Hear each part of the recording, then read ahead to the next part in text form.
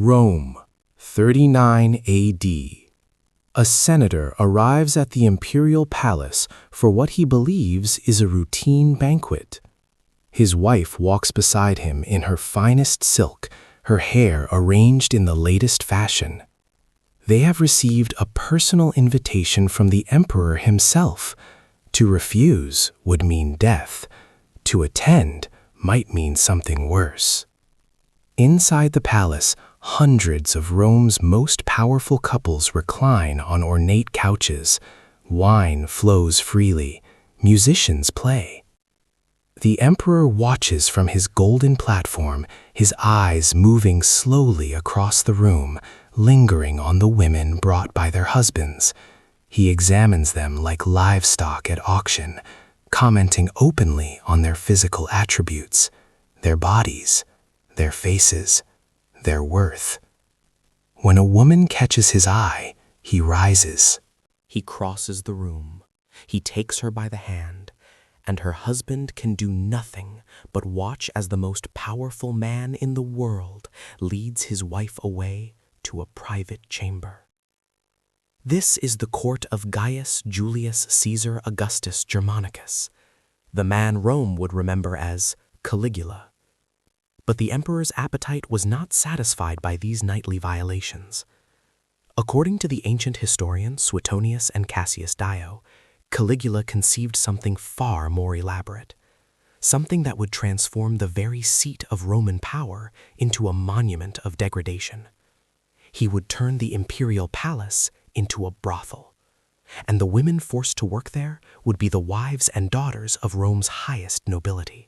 To understand how Rome arrived at this moment, we must go back to the beginning, to a small boy in military boots trailing behind his father through the camps of Germania. Gaius was born in 12 AD to Germanicus, one of Rome's most beloved generals, and Agrippina the Elder, granddaughter of the great Augustus himself. From infancy, he lived among soldiers. His parents dressed him in a miniature military uniform, complete with tiny boots called caligae. The soldiers adored him.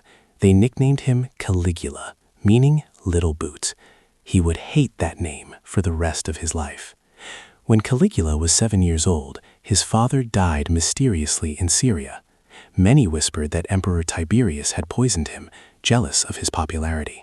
What followed was a systematic destruction of Caligula's family. His mother, Agrippina, was arrested on charges of treason.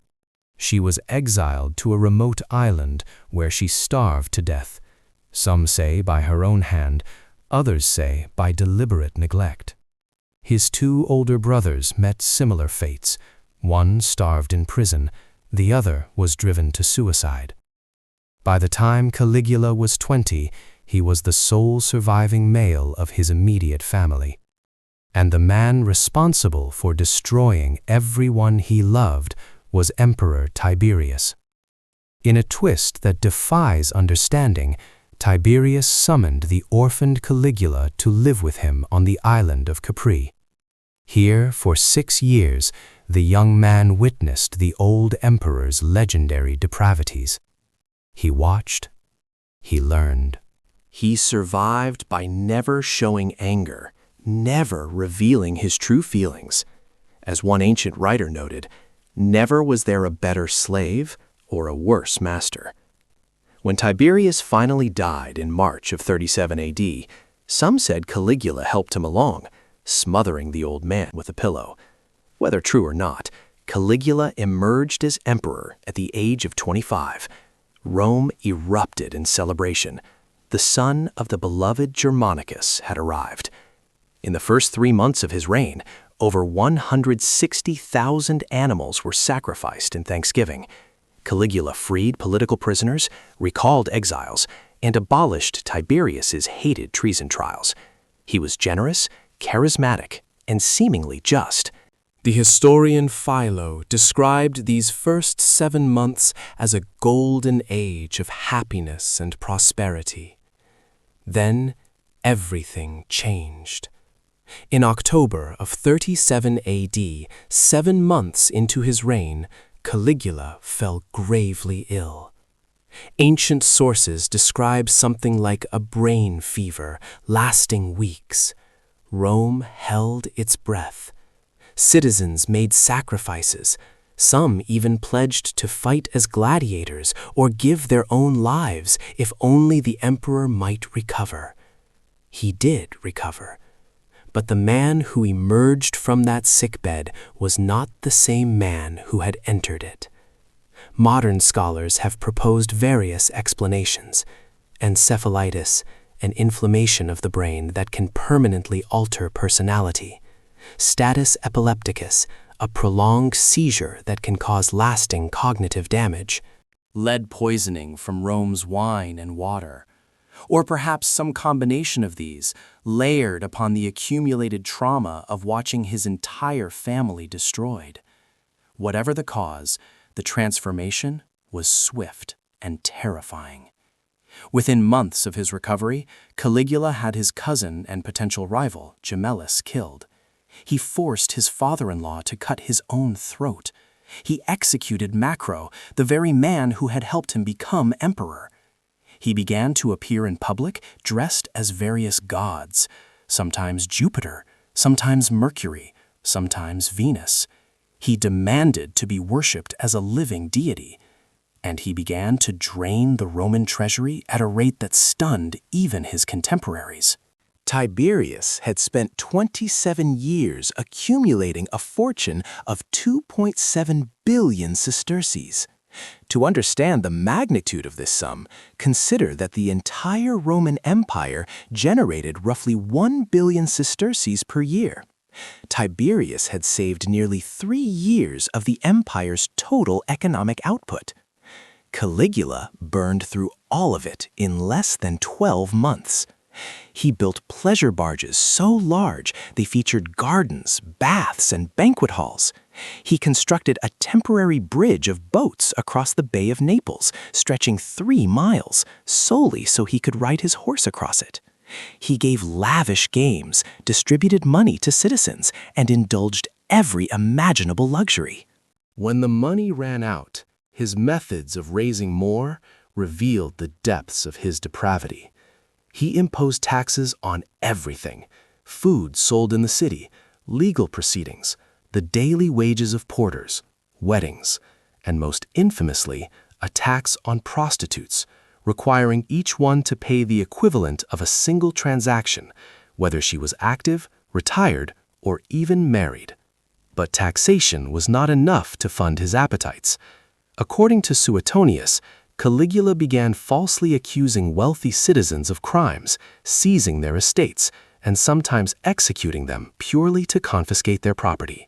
He auctioned off gladiators and palace furniture at outrageous prices, forcing nobles to bid or face his displeasure. And then he turned to something worse. At his banquets, Caligula had long made a practice of inspecting the wives of senators. He would examine them as a buyer might assess slaves at market, lifting their chins if they looked down, commenting on their bodies in front of their husbands. When one pleased him, he would simply take her by the hand and leave. Sometimes he would return and discuss her performance openly at the dinner table, critiquing her abilities while her husband sat in silent humiliation. But what happened at the marriage of Livia Orestilla to Gaius Piso showed that even wedding ceremonies offered no protection. Caligula attended the celebration as a guest. He watched the bride take her vows. Then, according to Suetonius, he sent word to the groom across the table: "Don't take liberties with my wife." Before the wedding feast was over, Caligula had the bride carried to his own palace. The next day, he issued a public proclamation that he had taken a wife in the manner of Romulus and Augustus, both of whom, legend held, had stolen women from other men. He divorced Livia within days. 2 years later, he exiled both her and her original fiancé on charges of adultery with each other. This pattern of violation set the stage for what would become the palace brothel. The ancient sources describe how Caligula set aside a wing of the imperial palace, furnishing it with rooms of appropriate grandeur. Here, According to Suetonius, matrons and freeborn youths should stand exposed. The wives and daughters of senators, of generals, of Rome's most noble families were compelled to serve. Pages were sent through the forums and basilicas of Rome, inviting wealthy citizens to partake. Those who lacked ready money could borrow at interest from clerks stationed at the door, their names recorded as contributors to Caesar's revenues. The husbands knew. They could not help but know. But what could they do? To protest was to die. To refuse an invitation was to invite accusations of treason. And so they came to the palace, and they brought their wives, and they watched as the most sacred institutions of Roman society were transformed into instruments of the emperor's amusement and profit. Some historians argue these accounts must be exaggerated. Suetonius wrote his biography 80 years after Caligula's death, relying on rumors and second-hand sources. Cassius Dio wrote even later. The senators who survived Caligula had every reason to blacken his memory. But the most telling detail is what happened after. Similar accusations would later be made against Commodus and Elagabalus, two other emperors remembered for madness and depravity.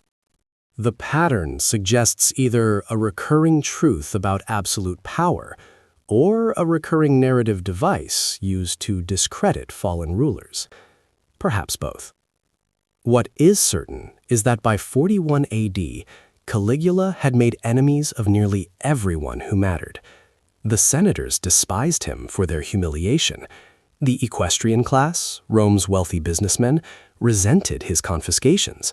Even the Praetorian Guard, his own bodyguards, had turned against him. He had mocked their officers relentlessly, giving one tribune named Cassius Chaerea degrading watchwords like Venus and Priapus, taunting him for his supposedly effeminate voice. On January 24, 41 AD, Caligula attended the Palatine Games, a festival of theatrical performances held near the palace. At midday, he left through an underground corridor, heading toward his private quarters. Cassius Chaerea was waiting. The narrow passageway offered no room for escape. Chaerea struck first, his blade catching the emperor by surprise. Other conspirators joined in. By the time Caligula's loyal Germanic bodyguards reached the scene, their emperor was already dead. Some sources say he was stabbed 30 times, a deliberate echo of Julius Caesar's assassination nearly a century before. The killing did not end there. The conspirators hunted down Caligula's wife Caesonia and their infant daughter Julia Drusilla. Both were murdered, ensuring no heir could claim vengeance. The Senate briefly entertained the fantasy of restoring the Republic. But the Praetorian Guard had other plans.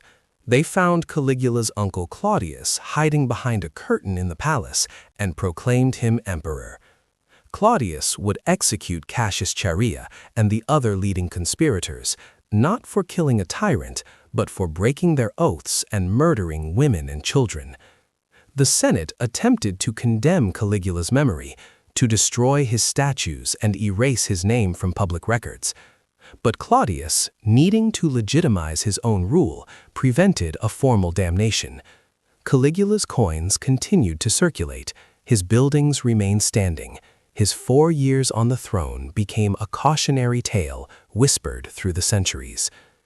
What are we to make of this man? The easy answer is madness. A brain damaged by illness, warped by trauma, corrupted by absolute power. The young boy who watched his family destroyed became the emperor who destroyed families. The survivor of Tiberius's court became something worse than Tiberius ever was. But perhaps the more disturbing answer lies not in Caligula himself, but in the system that enabled him. For nearly 4 years, the most powerful men in Rome watched their wives violated, their fortunes confiscated, their dignity stripped away. They hosted banquets for the man who humiliated them. They applauded his triumphs. They recorded their names as contributors to his revenues. Only when a single mocked officer decided he could bear no more did the nightmare end. The philosopher Seneca, who knew Caligula personally, described an incident that captures the terror of his court. The emperor had executed a man's son. That same day, he invited the father to dinner. He plied him with wine and food, insisted he wear a garland, made him celebrate. When asked how the father could endure such treatment, the answer was simple. He had another son still living. This was Rome under Caligula, a world where the price of survival was the complete surrender of dignity, of family, of self, where the only choice was between submission and death. In the narrow corridor beneath the palace, Cassius Chaerea chose differently. For a few moments, he returned to Roman hands the power that Caligula had stolen.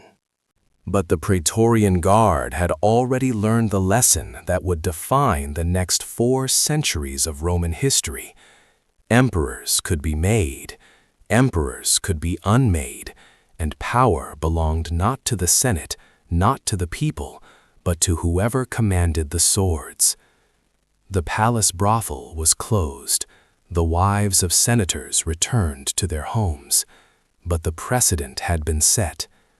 Rome had learned what one man with absolute power could do, and Rome would learn it again and again, under emperors whose names would become synonyms for cruelty, until the empire itself crumbled under the weight of its own corruption.